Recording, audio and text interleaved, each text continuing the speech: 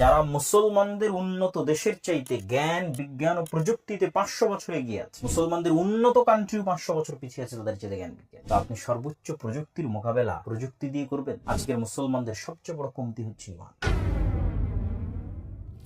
মুসলমানদের জীবনের এই যে মূল্য কমে যাওয়া, এই যে আপনি দেখতেছেন বাজারের মধ্যে ওপেন এক মুসলমান আর এক মুসলমানকে মারতেছে, ঠিক তেমন আপনি গাজার ফিলিস্তিনে কল্পনা করেন মুসলমানদের জীবনের কোনো মূল্য আছে কিনা। সমগ্র পৃথিবীর সামনে এই নৃশংস গণহত্যা চলতেছে। আপনি যদি গত 100 বছরের কথা কল্পনা করেন, এই যে মুসলমানদের মূল্য কমে যাওয়া, এটি কিন্তু ওই হাদিসের সাথে মিলে যায় যে হাদিসে রাসূলুল্লাহ সাল্লাল্লাহু আলাইহি সাল্লাম বলেছিলেন যে তোমরা সংখ্যায় অসংখ্য হবে, কিন্তু পৃথিবীর কাছে তোমাদের মূল্য হবে সমুদ্রের ফেনার মতো। সমুদ্রে চলমান একটা জাহাজের ভ্যালু আছে, সে নিজের সিদ্ধান্তে চলতে পারে। নৌকার ভ্যালু আছে, নিজের সিদ্ধান্তে ড্রাইভার যেদিকে চালাবে সেদিকে চলবে। ভ্যালু নাই কার? সমুদ্রের ফেনার। তো আজ সমগ্র মুসলিম উম্মাহ যে সমুদ্রের ফেনার মতো হয়ে গেল, আমার গবেষণায় বা চিন্তায় আমি মনে করি দুটি বড় কারণে। এক, আপনি যদি মুসা আলাইহিস সালাতু ওয়াস সালামের সময় দেখেন যে ফেরাউন কত শক্তিশালী ছিল এবং মুসা আলাইহিস সালাতু ওয়াস সালাম কত দুর্বল ছিলেন, ঠিক একই দৃশ্যায়ন হবে দাজ্জালের সময়। দাজ্জাল হবে মহা শক্তিশালী এবং পাওয়ারফুল। পৃথিবীর সকল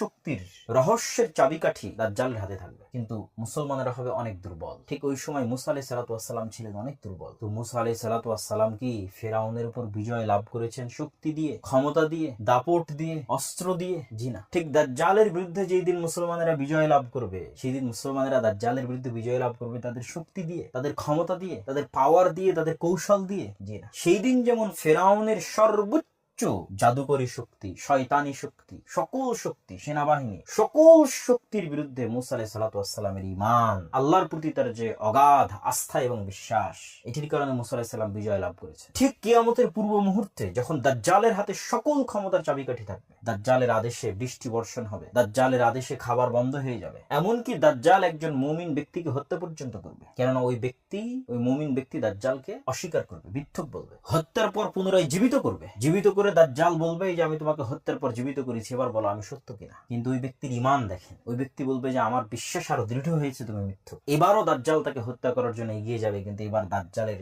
পৃথিবীর সকল শক্তি, যত শক্তি দাজ্জালের হাতে আছে, সকল শক্তি প্রয়োগ করেও দাজ্জাল ওই ব্যক্তিকে হত্যা করতে পারবে না। ওই ব্যক্তির ঈমান বিজয় হয়ে যাবে দাজ্জালের শক্তির উপর। আজকের মুসলমানদের সবচেয়ে বড় কমতিটা কোথায়? আজকের মুসলমানদের সবচেয়ে বড় কমতি হচ্ছে ঈমান। আজকের আধুনিক বিশ্ব, আজকের পাশ্চাত্য সভ্যতা, আজকের গ্লোবালাইজেশনের যুগে যাদের হাতে ক্ষমতা আছে, যারা মুসলমানদের উন্নত দেশের চাইতে জ্ঞান বিজ্ঞান ও প্রযুক্তিতে 500 বছর এগিয়ে আছে। ইরান এবং ইসরায়েলের যুদ্ধের উপর যে ভিডিও করেছিলাম, সেই ভিডিওতে আমি তুলে ধরেছিলাম যে মুসলমানেরা জ্ঞান বিজ্ঞানে কতটা পিছিয়ে আছে। মুসলমানদের উন্নত কান্ট্রি 500 বছর পিছিয়ে আছে তাদের চাইতে জ্ঞান বিজ্ঞানে। তো আপনি সর্বোচ্চ প্রযুক্তির মোকাবেলা প্রযুক্তি দিয়ে করবেন? সর্বোচ্চ প্রযুক্তির মোকাবেলা করতে হবে সর্বোচ্চ ঈমান দিয়ে, এবং মোকাবেলা সম্ভব। পৃথিবীর ইতিহাসে তার নজির আছে, সেই নজির স্থাপন